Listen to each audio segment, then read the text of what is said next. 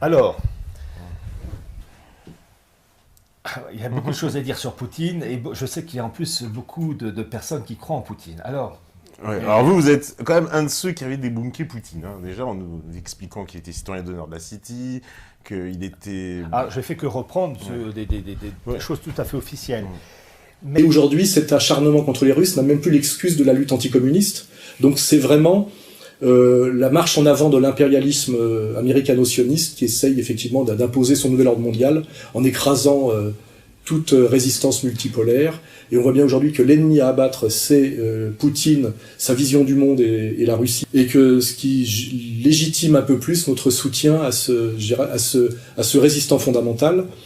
Et là, je ferai une petite remarque pour Pierre Hillard. Récemment, un diplomate américain de premier plan a bien dit que Poutine, par sa résistance à l'opération, je dirais, ukrainienne, avait trahi le nouvel ordre mondial. L'annexion par la Russie de la Crimée semble signifier la fin d'une période de 25 ans, dont la marque fut un effort pour amener la Russie à un alignement accru sur les objectifs et traditions euro-atlantiques. L'adhésion de la Russie au nouvel ordre mondial, bien que problématique, a été l'une des grandes réalisations de l'après-guerre froide.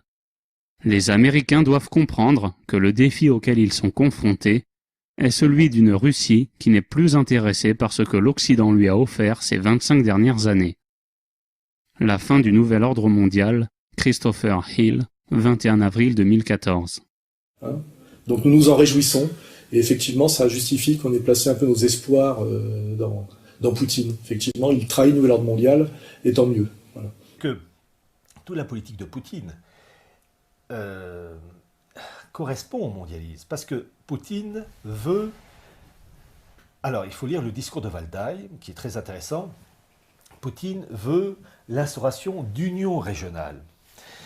Et ma foi, je vais reprendre ce que j'ai écrit dans une note de bas de page. Il faut que je retrouve le passage.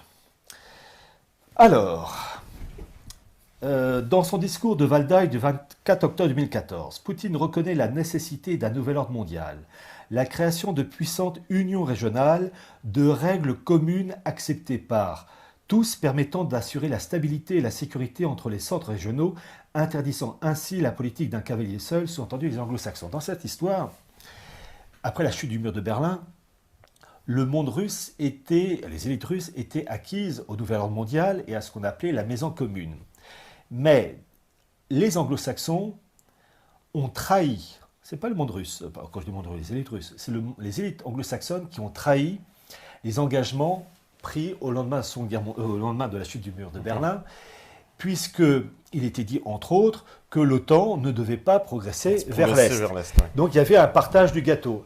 Dans cette histoire, ce sont les Russes qui ont été trompés, enfin les élites russes, parce qu'il faut toujours faire une distinction, et ce sont les élites anglo-saxonnes qui ont trahi les engagements qui avaient été entre autres adressés à Gorbatchev, que les armées de l'OTAN n'allaient pas aller jusqu'à Saint-Pétersbourg, jusqu'en Estonie, et jusqu'en Roumanie, Bulgarie. Donc dans cette histoire-là, ce sont les anglo-saxons qui marchent sur les plates-bandes des élites russes, parce que dans cette histoire du nouvel ordre mondial et de la maison commune qui avait été établie au lendemain de la chute du mur de Berlin, il y avait ce qu'on appelle une répartition des zones d'influence et des intérêts. Je te donne ça, tu me donnes ça. Et dans cette histoire, les élites anglo-saxonnes marchent sur les plates-bandes des élites mondialistes russes, qui ruent dans les brancards. Et je les comprends, puisque les accords ont été violés par les anglo-saxons. Et donc c'est ce que dit Poutine. Il dit, il faut reprendre le discours de Valdai, que j'ai lu crayon à la main, qu'il veut des centres régionaux, donc stabilité et sécurité entre les centres régionaux, interdisant ainsi la politique d'un cavalier seul, sont entendus les anglo-saxons qui, en fait, veulent tout rafler. Les anglo-saxons veulent être les anglo-saxons et aussi des oligarques juifs qui sont au sein des équipes anglo-saxonnes et qui s'opposent à des élites juives qui, elles, soutiennent le monde russe. Et alors, c'est très intéressant, je cite un article du Times of Israel du 5 avril 2014, intitulé, je cite, « Les Juifs de Russie et d'Ukraine sont en guerre ». Et cet article très intéressant dit que les élites juives d'Ukraine, soutenues par l'Occident, sont en guerre contre les Juifs de Russie qui, eux, soutiennent Poutine. En fait, on assiste dans cette histoire à des guerres entre clans juifs, entre les juifs libéraux, les juifs orthodoxes, Lubavitch. D'ailleurs, c'est très intéressant de savoir que c'est le rabbin Lubavitch Ber Elazar qui est du côté de Poutine. En fait, ce sont des rivalités entre clans juifs au nom de la Russie, au nom de l'Ukraine, au nom de l'Union européenne, au nom du monde anglo-saxon. Et donc, dans cette histoire, les anglo-saxons veulent rafler la mise et les élites russes veulent leur part du gâteau qui, pour le moment, se fait grignoter gentiment. Donc j'ajoute ceci, il veut à sa manière gérer efficacement le nouvel ordre mondial, pas le détruire. Il le dit bien, Poutine, dans son discours de Валдай, il ne veut pas l'anéantissement du nouvel ordre mondial, il veut au contraire le gérer. Этот опыт и в дальнейшем, как при решении локальных, так и глобальных проблем. Какой может быть правовая, политическая, экономическая основа нового миропорядка, которая обеспечила бы стабильность и безопасность и при этом поощряла бы здоровую конкуренцию, не допускала формирования новых монополий, блокирующих развитие. Et d'ailleurs, il a lancé la communauté économique eurasienne, qu'il veut Union eurasienne supranationale, document officiel qu'on trouve sur les sites de l'AFP russe, enfin bon, la version AFP russe. Mais simplement, cette union eurasienne qui veut supranationale, avec pour le moment la Russie, le Kazakhstan et la Biélorussie, eh bien, se fait bouffer par le monde anglo-saxon qui veut étendre son... En fait, c'est Océania qui bouffe le parterre d'Eurasia qu'on voit dans le bouquin de 1984. Bonjour à tous, donc voilà, aujourd'hui je vais faire une vidéo sur Poutine, la Russie et le nouvel ordre mondial, parce que j'en ai un peu ras-le-bol de voir cette pseudo-dissidence en fait appelée à soutenir Poutine, alors que Poutine en fait est complètement part du nouvel ordre mondial. C'est assez bizarre qu'on révèle pas toute la vérité. Voilà, il suffit de s'en référer aux faits, c'est pas très compliqué, de regarder un peu ce qui se passe, de regarder les éléments du passé, parce qu'on a déjà eu deux guerres mondiales, donc il y en a une troisième qui se profile, mais il faudrait peut-être un petit peu regarder ce qui s'est déjà passé pour comprendre un peu ce qui se passe actuellement. Voilà. Donc là, ça fait presque 15 ans que Poutine et Medvedev sont au pouvoir en Russie.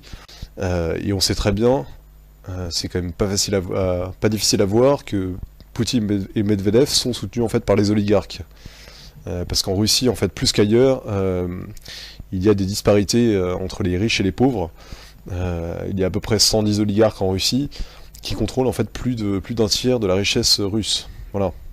Il faut pas être très intelligent pour comprendre que si jamais Poutine allait contre les oligarques, et si même il allait contre le nouvel ordre mondial, Poutine serait déjà mort. Voilà. Tout le côté pseudo-chrétien, tout le côté pseudo-anticorruption de Poutine, c'est du théâtre. C'est comme l'UMP-LPS. Enfin, il y a un moment où il faut ouvrir les yeux. Il y a peut-être deux camps, mais c'est deux camps qui pensent la même chose. Voilà. Sauf que d'un côté, en fait, on a les États-Unis et l'Europe qui, en fait, sont capitalistes, mais vont vers le socialisme, et de l'autre côté en fait on a donc l'URSS qui depuis la chute du mur va vers en fait plus de capitalisme. Voilà. Donc ça permet en fait d'arriver à une convergence, comme beaucoup de personnalités du nouvel ordre mondial l'ont dit, ça permet en fait d'arriver à une convergence qui permettra en fait de fusionner l'Est et l'Ouest. Voilà, c'est ça la technique. En fait le nouvel ordre mondial c'est un système hybride qui mêle à la fois donc le capitalisme en fait pour les grands groupes financiers, les grands groupes capitalistes mondiaux, donc qui permettent en fait aux élites en fait de contrôler en fait toute la richesse mondiale. Et pour le peuple par contre c'est le communisme en fait. Le crash économique qui arrive en Europe et aux États-Unis, c'est bien entendu voulu, c'est pour permettre un rééquilibrage en fait avec les pays émergents. Voilà, donc c'est un peu les pays BRICS face en fait à l'Europe et aux États-Unis qui sont des pays plus riches. Donc en fait il y a un rééquilibrage au niveau économique qui va permettre en fait d'installer une monnaie mondiale. Voilà, une économie mondiale. On va voir un petit peu le cas de Poutine. Poutine, il faut savoir que Poutine est juif. Sa mère qui s'appelle en fait Maria Ivanovna Shalomova, et son père donc qui a pour nom de famille Epstein. Donc ça a été prouvé en fait dans une interview d'un des oligarques les plus importants de Russie, qui s'appelle Abramovich. Donc dans une interview en 2005, il a dit que si Poutine le souhaitait, il pourrait être citoyen israélien. En prenant l'avion pour Paris, j'étais dans l'avion avec Alexandre Adler, qui m'a fait la grande révélation que le père de Poutine, en fait, tenez-vous bien, était un juif. Il était agent du KGB, il a notamment travaillé en Allemagne de l'Est. Voilà. Il est devenu en fait lieutenant-colonel du KGB, où il est resté jusqu'en 91. Puis il a obtenu en fait des responsabilités au Kremlin, avant d'être nommé en fait à la tête du FSB en juillet 98. Un an plus tard, donc en août 1999, il reçoit donc coup à coup beaucoup de promotions. D'un coup, en fait, il devient l'homme important de la Russie en quelques mois. La vraie raison, en fait, c'est que Poutine, en fait, a rencontré deux grands oligarques russes. Donc c'est Abramovitch et Berezovsky. Donc Berezovsky, en fait, Poutine a été voir plusieurs fois Berezovsky en Espagne de manière illégale. Donc il était à l'époque chef du FSB, il allait retrouver Berezovsky en bateau là-bas. Donc ça a été noté en fait par les renseignements espagnols. Il l'a retrouvé là-bas en fait pour préparer en fait son ascension au pouvoir.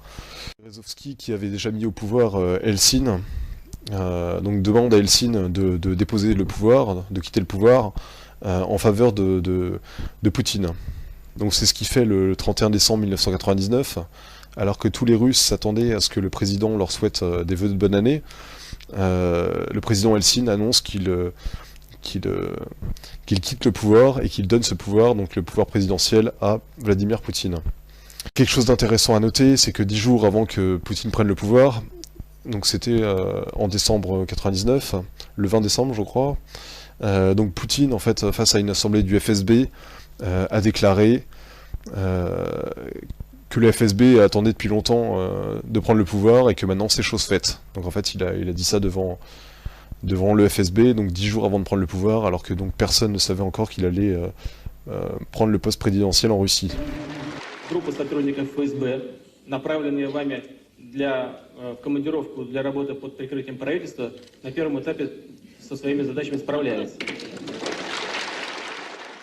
Les oligarques ont aidé en fait le FSB à prendre le pouvoir. Voilà. Poutine a donc été président 2 fois, de 2000 à 2008, parce qu'en fait il y a une règle en Russie qui oblige à partir en fait après 2 fois.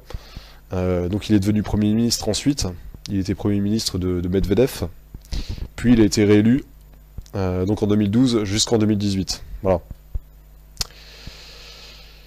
Alors, que faisait Poutine au KGB? Donc en fait, il était dans le 5e département. Donc le 5e département du KGB, c'est le département responsable de la suppression des dissidents à l'intérieur de la Russie. Donc voilà, faut bien comprendre que Poutine a du sang sur les mains. Enfin, c'est pas anodin. D'ailleurs, ça a été vérifié avec le meurtre de Litvinenko. Donc c'est un ancien agent du FSB. J'ai une citation intéressante de Konstantin Preobrazhensky. Donc c'est aussi un ancien agent du FSB, donc il a dit ça le 27 novembre 2006 à CNN. Il a dit « Je n'ai pas d'hésitation en disant qu'il a été tué par Vladimir Poutine, qui le considérait comme son ennemi personnel. Poutine est très vulnérable à la critique. Il a un complexe d'infériorité. Et Litvinenko savait beaucoup sur Poutine, sur ses revers, sur ses connexions avec certaines forces politiques qui ne sont toujours pas dévoilées actuellement, parce que Litvinenko connaissait Poutine personnellement. Et Poutine fut la personne qui renvoya Litvinenko du FSB. Voilà. Donc ça montre bien que Poutine avait peur que Litvinenko parle sur les forces qui lui ont permis de prendre le pouvoir. Il n'y a rien d'étonnant à noter sur le fait que plus de 90% des hommes politiques et de l'administration de Poutine viennent justement des services de sécurité et des services secrets, donc notamment le KGB et le FSB. Voilà. Intéressant à noter aussi le fait que Kissinger et Poutine sont des très bons amis de longue date. Donc voilà, Kissinger vient souvent rencontrer Poutine. Ça se passe à huis clos, donc on ne sait pas exactement ce qu'ils disent. Bon, on sait très bien tous que Kissinger fait partie de toute la clique du Nouvel Ordre mondial. Enfin, c'est un secret pour personne.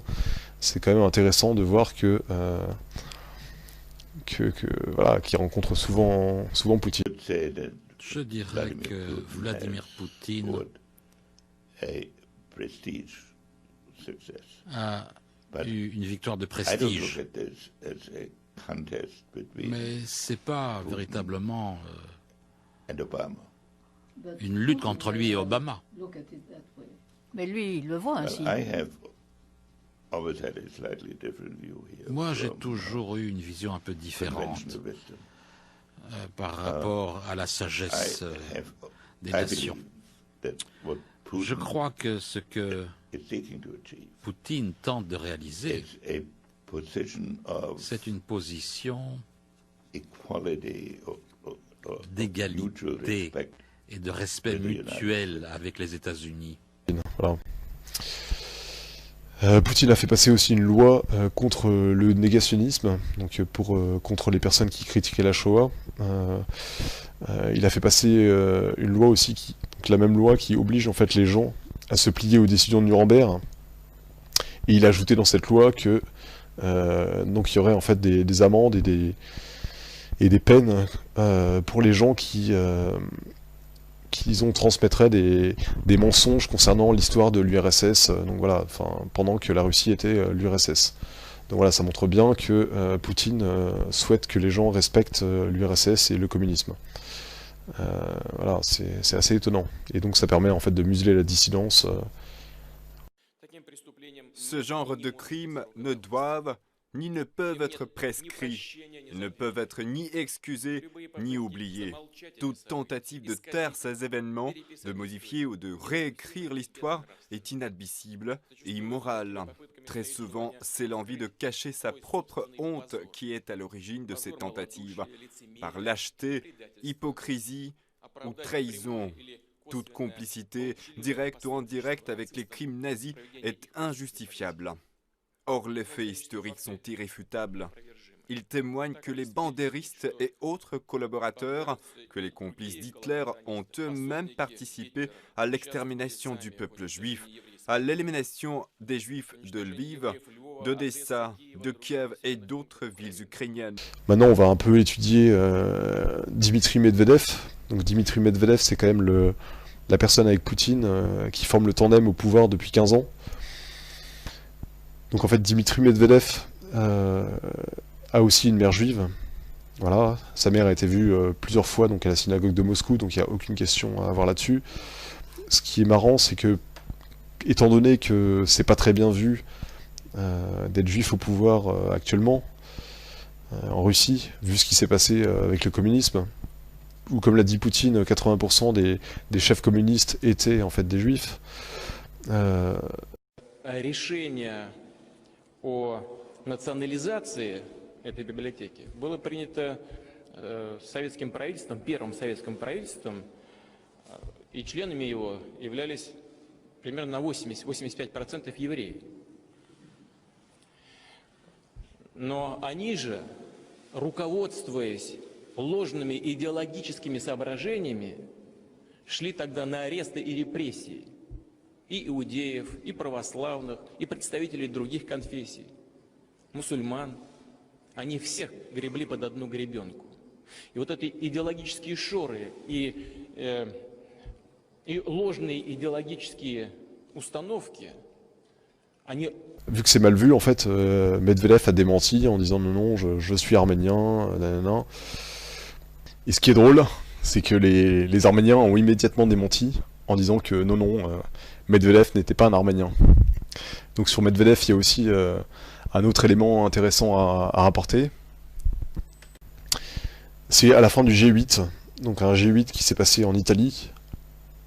Donc à la fin du G8, le 10 juillet 2009, Medvedev a présenté en fait un exemplaire de la monnaie mondiale en disant que voilà, le G8 travaillait à l'installation d'une monnaie mondiale et donc qu'ils étaient fiers de travailler là-dessus, que la devise était unité dans la diversité. Donc voilà.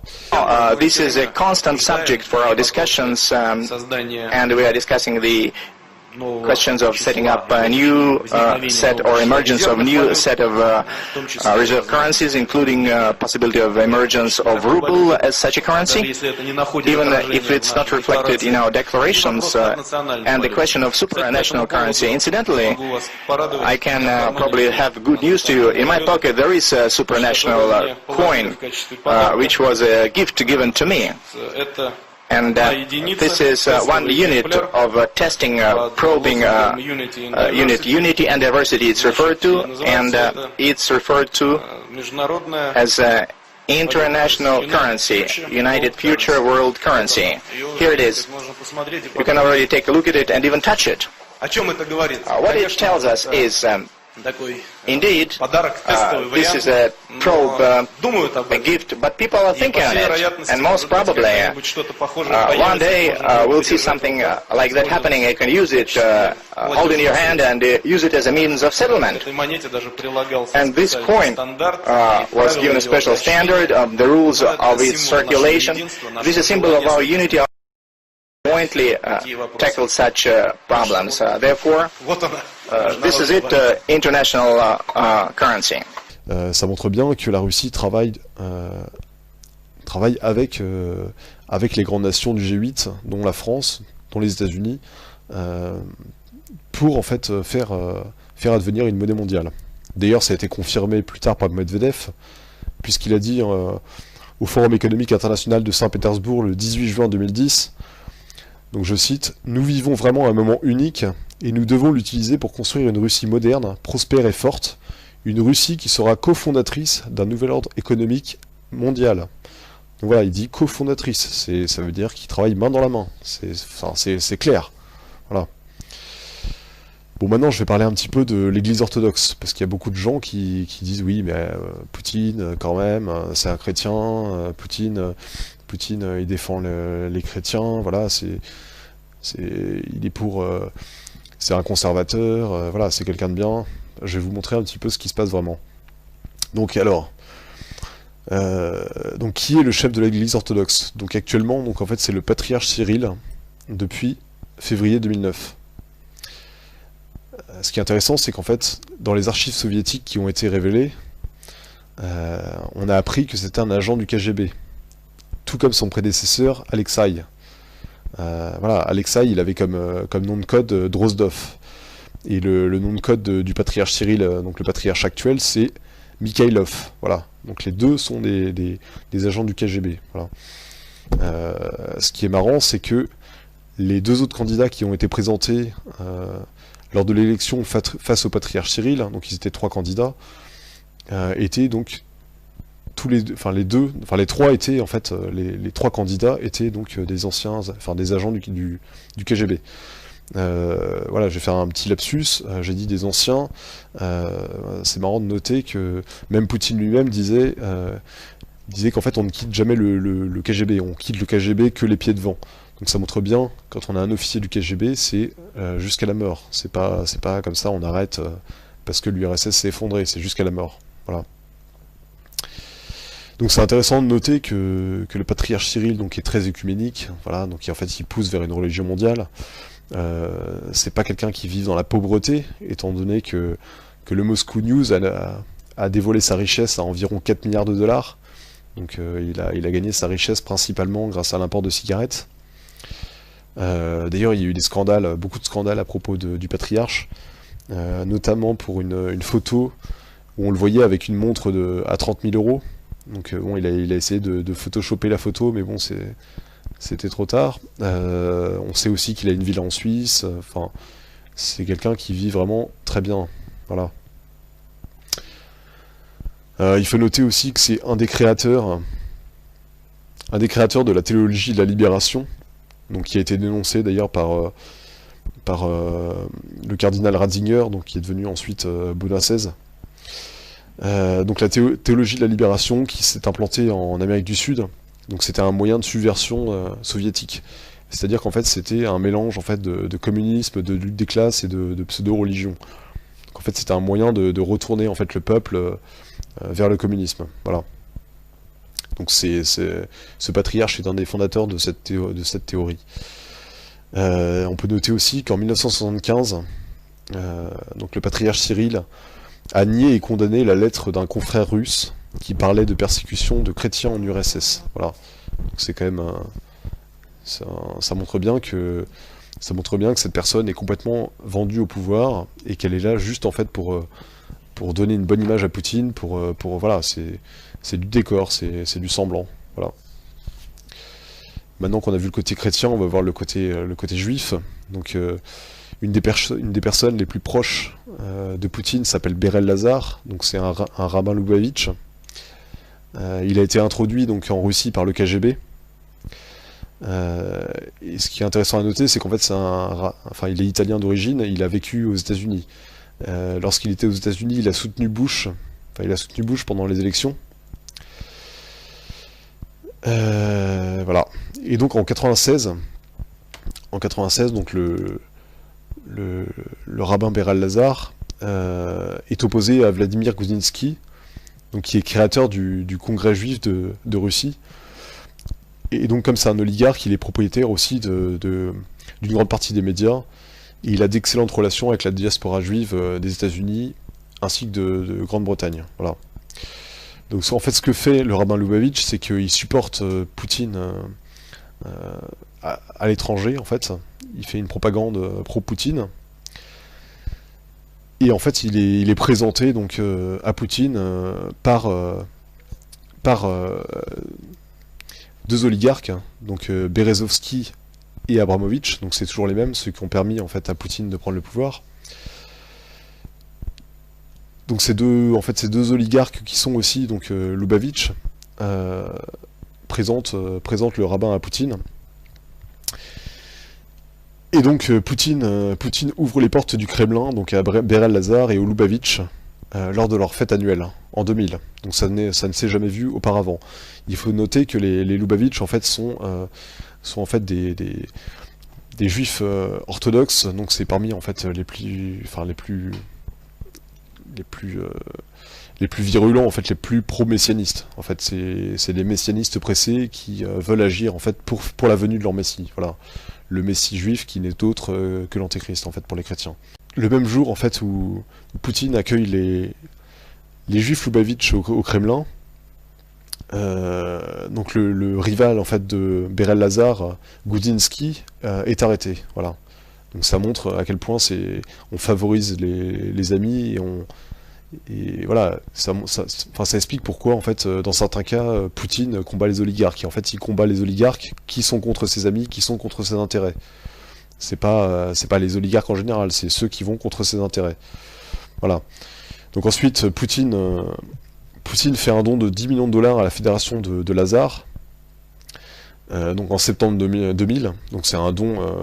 C'est pas avec l'argent personnel de Poutine, hein. Même s'il est très riche, c'est pas avec son argent, c'est avec l'argent du peuple. Et donc ce don entraîne d'autres dons des oligarques, dont Abramovich. En fait, c'est tous les oligarques juifs qui sont de tendance Lubavitch qui donnent en fait pour favoriser leur mouvement en Russie. Voilà. Donc en fait, Beral Lazar obtient très rapidement la nationalité russe. Et donc depuis, en fait, Beral Lazar est le chef de la fédération des organisations juives de Russie. Donc c'est alors que les Lubavitch sont une minorité en Russie, donc c'est les Lubavitch qui dominent qui dominent toute la tendance, enfin tous les juifs de Russie. Voilà. Ce qui est intéressant à noter, c'est que le chef du conseil d'administration de la fédération est Abramovich. En fait, Abramovich, donc celui qui a permis à Poutine d'accéder au pouvoir, celui qui a présenté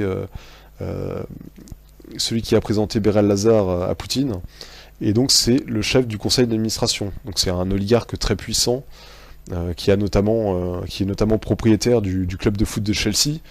Donc voilà, Abramovich, c'est marrant parce que il a beau avoir beaucoup d'entreprises en Russie, être propriétaire de beaucoup de choses. Donc il est propriétaire du club de foot de Chelsea, il habite à Londres, et c'est intéressant de noter tout simplement qu'il est membre du comité des 300. Voilà, donc les 300 personnes qui dirigent réellement le monde. Voilà, comme Sarkozy d'ailleurs. Donc en fait, on va maintenant étudier la personnalité de Anatoly Chubais. Donc c'est intéressant parce que c'est un des oligarques. Un des oligarques qui a été cité par Marie Laforêt, en fait, comme faisant partie d'une organisation criminelle disposant de 250 fois le budget de la France. Donc c'était... voilà, elle a dit ça en 2002. Mais quoi qu'il en soit, aujourd'hui, j'ai enfin la possibilité, après 8 ans, de dire ce à quoi nous avons tous à faire face, tous ici, nous les Français, nous avons à faire face à une organisation extraordinairement dangereuse et le gouvernement ne peut rien y faire. Une organisation, appelons ça une organisation, qu'il y a une organisation criminelle qui, en ce moment, a à peu près à sa disposition 250 fois le budget de la France. Ouais. Vous citez le nom de Gobi et le nom de Mimran. Comment on veut des Français, nous? Et alors, c'est pas des Français, bien sûr que ce sont des Français. Je voudrais en rajouter deux. Ouais. Choubaïs. Ouais. Choubaïs. C'est français, ça aussi? Non, ça c'est russe. D'accord. Et Morishita, c'est japonais. Ouais. D'accord. Donc cette personne, Anatoly Choubaïs, est d'origine juive déjà. Il a une fortune d'environ $1 million, $1 milliard. Donc c'est quand même quelqu'un qui est pas pauvre. Donc c'est une figure incontournable en fait de la politique intérieure russe depuis la chute de l'URSS. C'est-à-dire que c'est quelqu'un qui a été très importante sous Gorbatchev, sous Eltsine, sous Poutine, sous Medvedev. C'est quelqu'un qui a permis en fait, la fausse transition économique en fait, qui a permis en fait aux oligarques de profiter de prendre tous les pouvoirs, toutes les places importantes en Russie. Donc en fait, de 2001 à 2008, il est président du monopole national de distribution d'électricité. Donc voilà, c'est un monopole national. Ça veut dire que c'est russe, c'est quelque part où on met pas n'importe qui. Enfin, c'est forcément le pouvoir a forcément son mot à dire là-dessus. Ensuite, depuis septembre 2008, donc il dirige le conglomérat d'État Rusano, donc chargé du développement de nanotechnologie en Russie. Donc cette décision de le placer là a été prise par Medvedev. Ça montre bien que le pouvoir en fait soutient cette personne. Enfin, c'est pas une personne opposée au pouvoir, c'est évident. C'est une personne de confiance. Voilà. Maintenant, je vais montrer un peu son côté un peu plus obscur encore. En plus du fait qu'il a été cité par Marie Laforêt. Donc alors, il est membre du conseil consultatif de JP Morgan depuis 2008. Voilà. Et membre du conseil d'administration mondial du Council on Foreign Relations, donc du CFR, depuis octobre 2012. Et il a été présent à la réunion Bilderberg en 2012. Donc voilà, ça fait quand même beaucoup. Enfin, c'est quand même marrant que d'un côté, cette personne est censée travailler pour les intérêts russes, mais d'un autre côté, participe à toutes les réunions pro-atlantistes et à toute la... Enfin, si soi-disant ces deux côtés sont l'un contre l'autre, comment ça se fait que cette personne soit des deux côtés? Enfin, il y a quelque chose qui cloche, voilà. Mais c'est pas le seul dans son cas. Hein. J'ai trouvé une dizaine d'oligarques russes qui ont participé au Bilderberg, et j'ai trouvé 6 personnalités russes, 6 oligarques qui sont membres du comité des 300. Là, on parle d'oligarques qui gagnent qui ont une fortune entre 10 milliards et 20 milliards. Enfin, c'est vraiment des gens très très très riches. Hein. Enfin, c'est pas n'importe qui. Maintenant, je vais parler un petit peu de l'Eurasie. Donc voilà, enfin l'Eurasie, c'est censé, pour certains dissidents, être le panard. Enfin, je vais vous expliquer pourquoi c'est pas du tout dans notre intérêt. En fait, l'Eurasie, c'est un des noms qu'a choisi Orwell dans son livre 1984 pour désigner donc les 3 continents. Donc les 2 autres, c'est l'Océania et l'Estasia. Dans son livre, en fait, l'Eurasie est dirigé par le néo-bolchevisme, donc c'est exactement en fait ce qui se passe maintenant. Voilà. Donc en fait c'est juste un des blocs continentaux. Enfin c'est la technique des élites en fait au lieu de directement en fait passer des pays à une union de tous les pays en gouvernement mondial, en fait ils y vont par étapes, c'est-à-dire qu'ils font plusieurs grands blocs continentaux pour fusionner ensuite ces blocs. En fait c'est l'étape où on est actuellement. C'est pour ça qu'on parle beaucoup du marché transatlantique, du marché transpacifique, de l'ALENA, du Mercosur, de l'Union Européenne, des BRICS. Voilà, l'Eurasie c'est juste un des blocs supplémentaires, ça permet de brouiller les cartes des nations, ça permet de faire croire que les nations s'est dépassé. Voilà, c'est juste ça. Donc cette théorie géopolitique, en fait, c'est surtout Dugin qui est connu pour en parler. En fait, c'est beaucoup plus ancien. En fait, Dugin, pour moi, c'est un Brzezinski russe. C'est-à-dire que c'est un théoricien de la lutte contre de l'atlantisme, alors que de l'autre côté, on a un Brzezinski qui est théoricien de l'expansion atlantiste. Moi, personnellement, ça me rappelle beaucoup la Deuxième Guerre mondiale, où on avait deux camps qui étaient inspirés d'un côté par Marx, donc pour le côté russe, et d'un côté par Nietzsche pour le côté allemand. Enfin, voilà. C'est-à-dire qu'on avait, à chaque fois, c'est des feux théoriciens qui viennent en fait donner une idéologie pour permettre en fait aux gouvernants d'être suivis par la foule.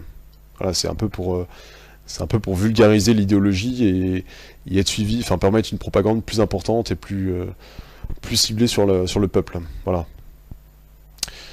Moi j'ai noté aussi personnellement que le symbole du mouvement eurasiatique de Dugin était donc une étoile à 8 branches, donc c'est un symbole occulte connu qui est appelé l'étoile du chaos.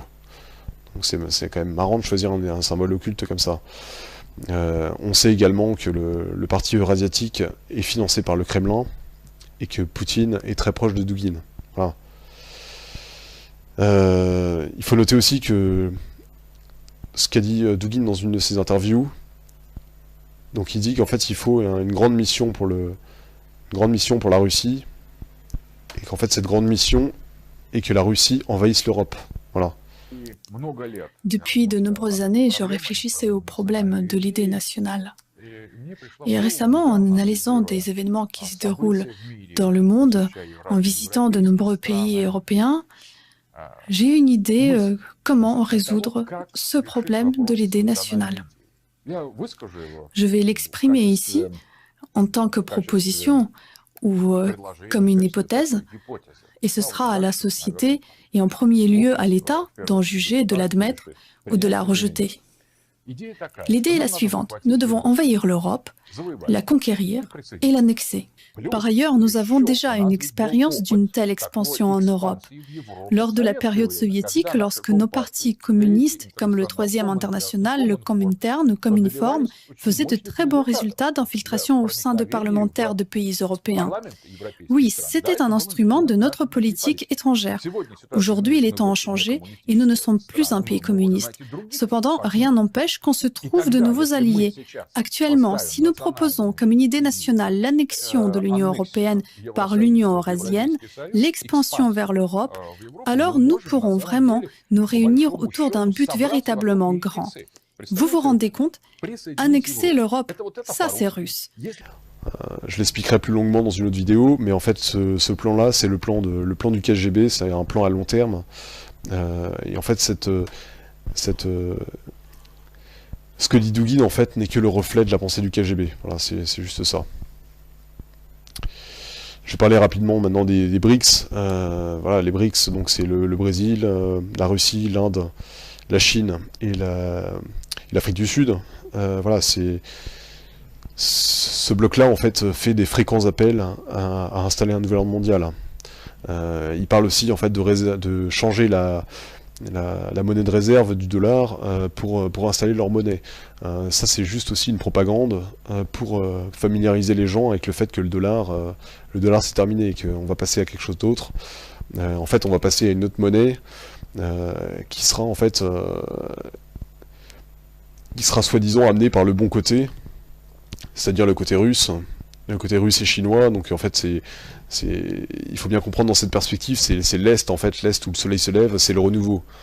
La Banque centrale russe fait partie des 60 banques centrales sous le contrôle de la Banque de règlements internationaux. Donc en fait cette banque, c'est la banque centrale des banques centrales. La Russie en fait partie depuis 1996. Donc c'est-à-dire que tous ces flux monétaires sont complètement dirigés par cette banque. C'est-à-dire que la Russie ne peut pas faire ce qu'elle veut. Si jamais l'Ouest trouve que la Russie va trop loin, il peut la couler en 2 minutes. Vu que étant donné que cette banque dépend principalement à la base de la Banque d'Angleterre et de la Banque de France, on peut très bien couper les vivres en fait à la Russie. C'est absolument pas ce que veulent les élites. Hein. Enfin, c'est pas du tout. C'est pas du tout ce qui est voulu. Cette banque des règlements internationaux, comme l'avait dit Quigley dans son livre, c'est vraiment l'apex, enfin, c'est le sommet du système. C'est vraiment eux qui dirigent tous les rênes financiers. En guise de conclusion, en fait, je dirais que Poutine est à la fois donc la marionnette des rabbins Lubavitch, puisqu'ils lui ont permis de prendre le pouvoir. Donc en fait, ils attendent une aide de la part de Poutine, en guise de récompense, ainsi que de la franc-maçonnerie juive. Donc la franc-maçonnerie juive, qui a aussi à sa tête les Lubavitch. Les Lubavitch, en fait, ne sont rien que les pharisiens des temps modernes. C'est ce que Jésus a appelé la synagogue de Satan. Rien d'étonnant au fait que les présidents russes aient placé à tous les postes des oligarques Lubavitch, et que Poutine ait placé aussi dans son entourage, dans tous les postes administratifs, des anciens officiers du KGB, puisque comme on l'a vu, le KGB était en fait complètement infiltré par la franc-maçonnerie. Donc en fait, il faut absolument rien attendre de Poutine. Ce serait complètement stupide de penser que Poutine est le sauveur de l'Occident. Il faut pas se fier à la fausse façade de moralité de la Russie, alors que nous, en fait, on est complètement détruit au niveau des valeurs. Mais ça, c'est volontaire. C'est une subversion, une démoralisation en fait communiste qui agit avec l'aide de la franc-maçonnerie en Occident. Donc d'un côté, en fait, on détruit l'armée, on détruit les mœurs. Et on publie des scandales, c'est grâce à Wikileaks, à Assange d'ailleurs, qui est en Russie, alors que de l'autre, en fait, on donne dans les médias soi-disant dissidents une image de la Russie forte avec des valeurs, et on renforce l'armée, alors qu'en France, on fait tout pour détruire l'armée, bizarrement, alors qu'on veut rentrer en conflit. Enfin, on voit vraiment la traîtrise des élites occidentales. Il faut pas se fier, en fait, à cette belle image qu'on nous donne de la Russie. Moi, ça me rappelle vraiment la Révolution française, où plein de nobles se faisaient avoir par le discours des Lumières, comme la Révolution russe aussi, où des gens ont pensé que ça allait peut-être améliorer leurs conditions. Forcément, les élites, ils vont pas nous montrer le mauvais côté de la Russie, si c'est la Russie qui doit diriger le nouvel ordre mondial. C'est logique. Il faut forcément que le nouvel ordre mondial donne envie aux gens. Donc c'est pour ça que en fait l'ancien ordre mondial, donc l'Occident, qui se fait détruire parce qu'il est chrétien et que c'est l'ennemi des Juifs, est déprécié. Donc en fait on montre une Russie complètement forte et largement supérieure à l'Occident, parce que justement le but c'est d'écraser l'Occident. Voilà, j'espère que vous avez compris la stratégie.